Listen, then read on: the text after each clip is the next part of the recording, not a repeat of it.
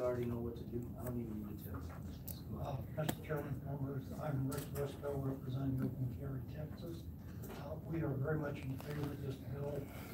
We've received input from a variety of people, including our members all across the state, about various postings, apartment complexes, this, that, and the other. And we believe that this bill provides much needed clarity both for the residents as well as the organizations running the apartments or condos or whatever, and should be welcomed by all parties simply so they know what the rules are and can play by them.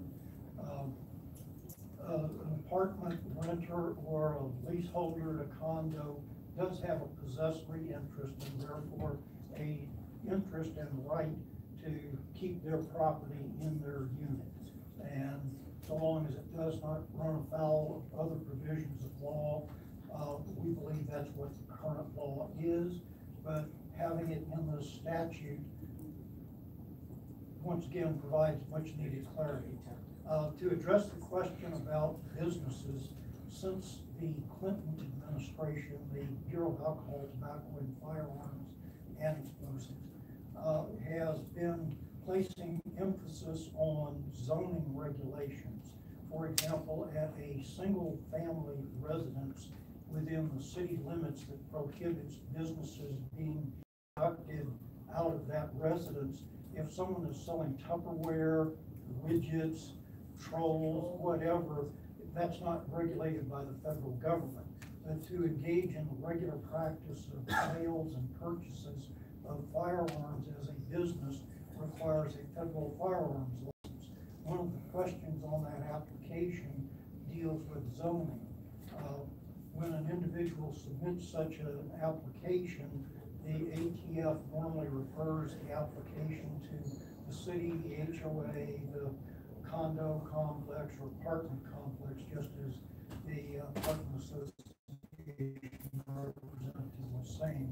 I can come up with that someone would bother to fill out paperwork under such circumstances is they're not familiar with the ATF regulations that in effect prohibit that.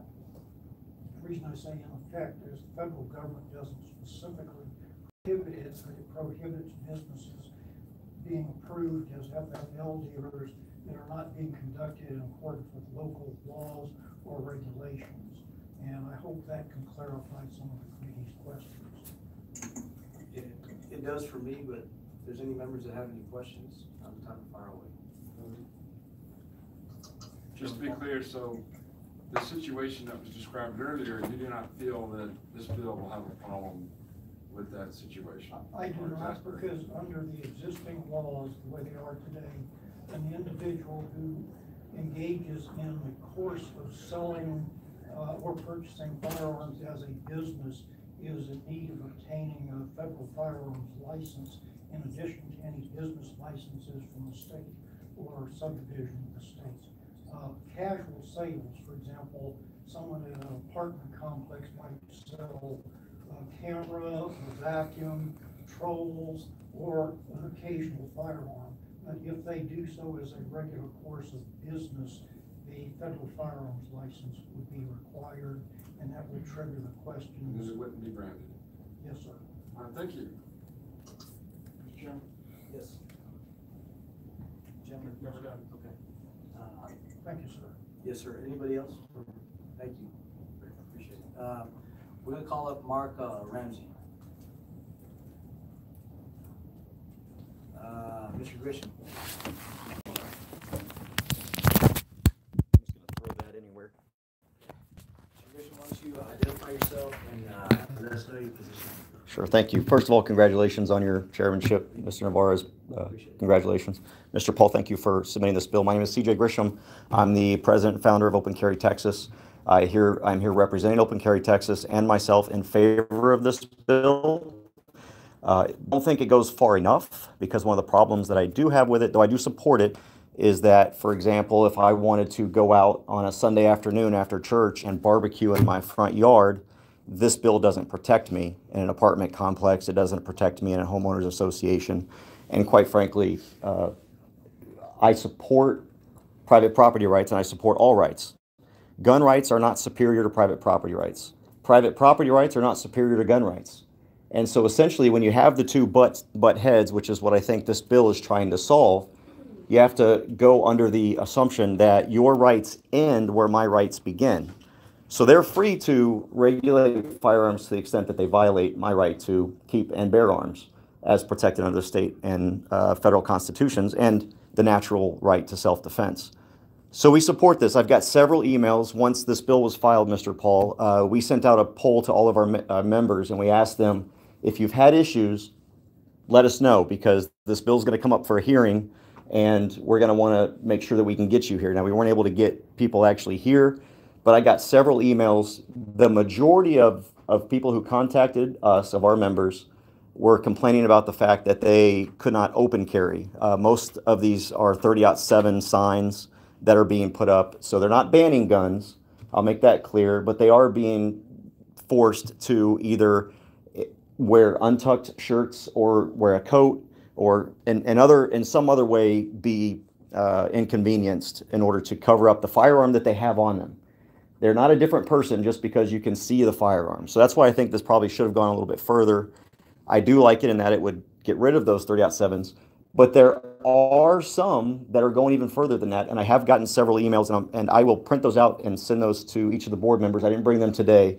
I will send you the emails that we got so that you can see that without this bill, there are apartment complexes after the fact, after signing the lease, that are banning both open or concealed on their property. So this bill is necessary, and it doesn't affect safety in any way to prohibit them from doing that. It doesn't violate their private property rights, because if it did, it would also violate the Second Amendment. So one way or the other, we're choosing one over the other. And no one person has a right to use their rights to violate another person's rights. So we urge passage. Our 50,000 members are in support of this, and we hope that you will agree to push it forward. Are there any other questions for Mr. Grisham? Or any questions? I should say. More questions for Mr. Grisham? Steve around, CJ, because I want to talk to you about something. Yes, sir. I don't think we have any questions. Yep. Terry, you ready? And again, Mr. Olson, if you don't mind, sharing with you. Thank you, Mr. Chairman. My name is Terry Holcomb. I'm the Executive Director of Texas Carry, speaking for this bill. This bill is actually desperately needed. We have a fundamental right, and it is encoded both in our state constitution and our penal code, to have guns on our premises. Matter of fact, there's laws that put in protections that would make it lawful and protect us to have those guns on our premises. Renting a piece of property to be our premises, a place where we live, is certainly included in that, and is protected by both the Texas Constitution and the U.S. Constitution. This is not a violation of private property rights, because it's not just private property we're dealing with people's place of residence.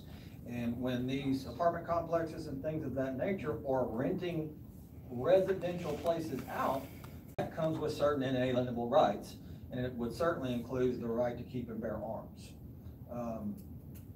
This was done as a knee-jerk reaction, quite frankly, back a couple of sessions ago, out of an illogical fear that somehow something was going to change because open carry passed. That's where this came from at the end of the day. This was not a problem before that happened. And quite frankly, there was a bunch of anti-gun groups that pushed this out there to these companies and convinced them to put this both in the leases and on the premises of the property. And it needs to be undone. They need to be told to stop doing that. They don't have the authority to violate a core fundamental right of self-defense at our places and premises. It's also, quite frankly, putting law-abiding citizens at risk. The law clearly states that they can carry to and from, most certainly, even without a license, they can do that. And so they're creating a very dangerous situation to where law-abiding citizens get confused. They don't know what's right and wrong. They're being told they're violating the law. Actually, it is the apartment complex that is are violating their right. That would be similar to me renting a home in a neighborhood and then putting up a 3006, 3007 sign in my front yard. That's the exact equivalent thing. They certainly cannot do that. And to try and take people's fundamental right of self-defense away is something that we should all oppose, regardless of political ideology. And I certainly hope you will pass this out unanimously. Thank you. Thank you, Mr. Holcomb. Any questions, Mr. Holcomb? You're good, Terry. Keep working on that beard now. It's coming in good. That being said, Chair recognizes that Mr. Burns is here. He's been here a while. He missed my Eddie Haskell comment, and that's too bad for him, but he's here now. So taking control. Yeah, control comment. CJ.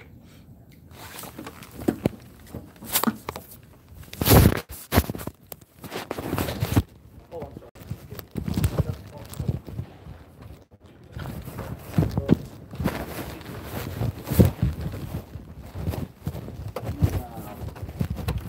Chair calls.